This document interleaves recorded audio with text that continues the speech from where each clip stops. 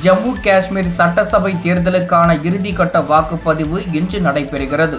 ஜம்மு காஷ்மீர் மாநிலத்திற்கு சிறப்பு அந்தஸ்து வழங்கப்பட்டு இருந்த சட்டப்பிரிவு 370 கடந்த 2019ஆம் ஆண்டு ரத்து செய்யப்பட்டது. இதனையடுத்து 90 தொகுதிகளை உள்ளடக்கிய சட்டசபைக்கு 3 கட்டமாக தேர்தல் நடைபெறும் என்று தேர்தல் ஆணையம் அறிவித்தது.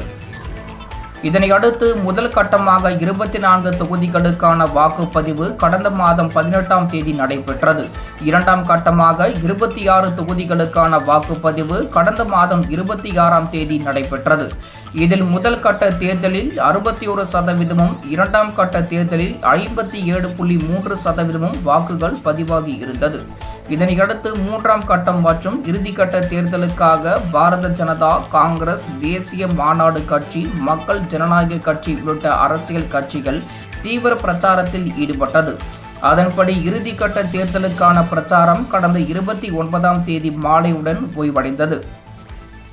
இந்நிலையில் இறுதிக்கட்டமாக 40 தொகுதிகளுக்கான வாக்குப்பதிவு இன்று நடக்கிறது. இதில் காஷ்மீரில் 16 தொகுதிகளும், ஜம்முவில் 24 தொகுதிகளும் அடங்கும். இந்த 40 தொகுதிகளில் 24 முன்னாள் அமைச்சர்கள் உட்பட 415 வேட்பாளர்கள் களத்தில் உள்ளனர். 39,18,000 வாக்காளர்கள் உள்ளனர்.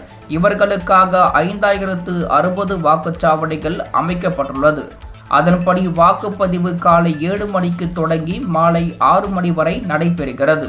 இறுதிக்கட்ட வாக்குப்பதிவு நடைபெறுவதையொட்டி மத்திய ஆயுதப்படை, போலீசார் என 400 கம்பெனி பாதுகாப்பு படையினர் குவிக்கப்பட்டுள்ளனர்.